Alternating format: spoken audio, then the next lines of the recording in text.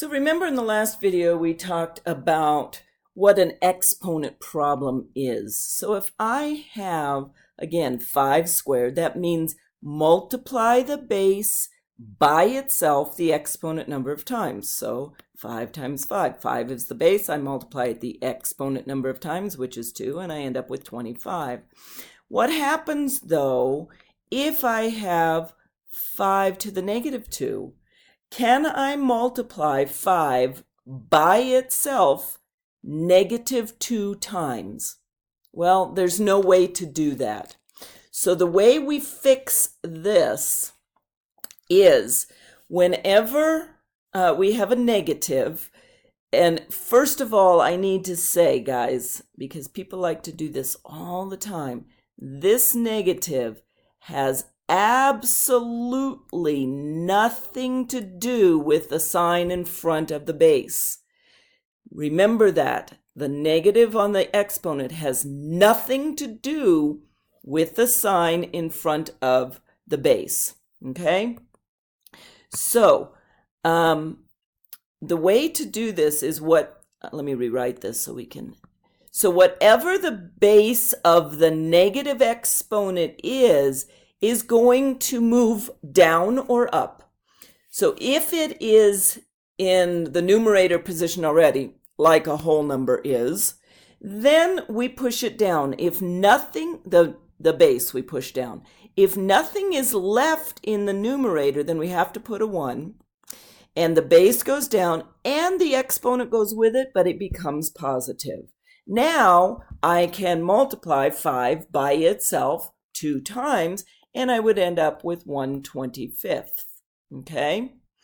If I had something like, say, 5x to the negative 2, well, now it's just the x that is has a negative exponent, so only the x gets to move.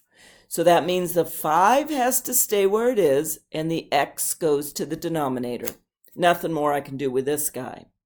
What if it started in the denominator? Well, as I said, it either moves up or down. So if it's in the denominator already, then whatever is the base gets to move up. In this case, 1 would be left in the denominator. We don't need it.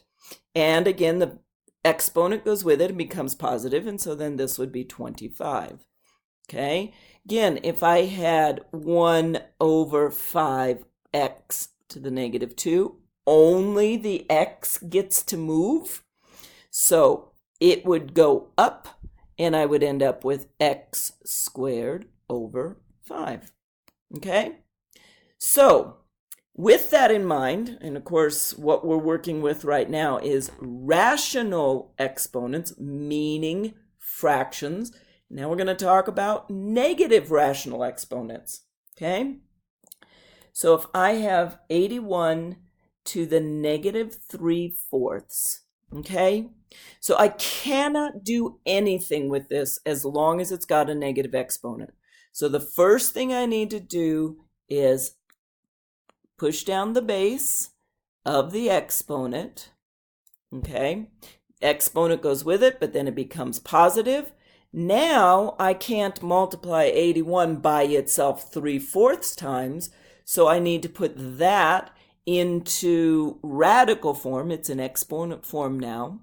So that becomes the 4th root of 81 cubed. Well, let's, I don't know. So 3 times 27, 3 times 9, 3 times 3, and this guy tells me that there has to be 4 in a group. And everything got circled, so I just take one of those, and then it's 1 over 3 to the 3rd, and 3 to the 3rd is 27, and there's my final answer. Okay, let's try some more. So 36 to the negative 3/2. You go ahead and pause this, try it first, and see how you do. Then unpause it, and we'll do it together. Okay, so the first thing I need to do, because this is my base and it has a negative exponent, so I need to push the base to the bottom. That left nothing in the numerator, so I had to leave a 1. Exponent goes with it, but becomes positive. I can't multiply 36 by itself 3/2 times, so I need to rewrite that in exponent or in radical form. So it's the square root. Remember, the numerator is our exponent. The denominator is our index. Okay? So 1 over the square root of 36 to the third. Well, the square root of 36 is 6, and then that's to the third. All I need to do now is figure out what 6 to the third is. So 6 times 6 is 36 times 6. That's 36, 18, 19, 216. And there we have it. Okay, let's do another one. Say I have 64 25ths, the whole thing, to the negative 3/2. Because what's inside my parentheses is dividing, so if it's multiplying or dividing, then I can distribute my exponent to everything inside. But I cannot do that if we're adding or subtracting. So if it had been 64 minus 25 or 64 plus 25, I could not distribute the exponent in. That's other things like perfect square trinomials and things like that.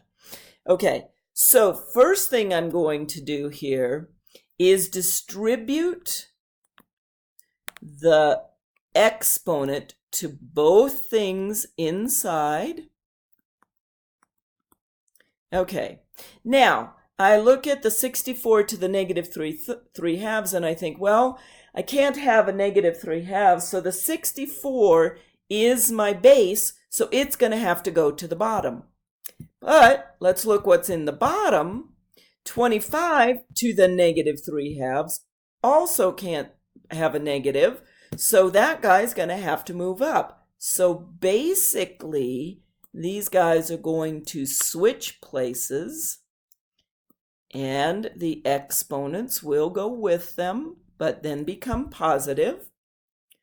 Now, I can't multiply 25 by itself 3/2 times, so I'm going to have to put that into radical form. It's in exponent form now. Same with the 64. So the square root of 25 to the third over the square root of 64 to the third. Okay, now I just need to do that. Well, the square root of 25 is 5, and the square root of 64 is 8. 5 to the third is 125, so 25 times 25, or 5 times 5 is 25 times 5, that's 3 times, so that's 25, 10, 12. And 8 times 8 is 64 times 8, that's 32, 48, 51, so over 5/12. That's my answer. Okay, let's get another one here. If I have x to the negative 5/7, okay, x is my base. I can't have a negative exponent, so the first thing I need to do is push the x to the bottom. That leaves nothing left in the top, so I have to put a 1 there, over 5/7, okay? And nothing more I could do here. Actually, I could technically rewrite this as the 7th root of x to the 5th, but we don't want to do that because we do not like to have radical signs in the denominator. So in this case, since there's really nothing more to do, let's just leave this as 5/7. And there we have negative exponents.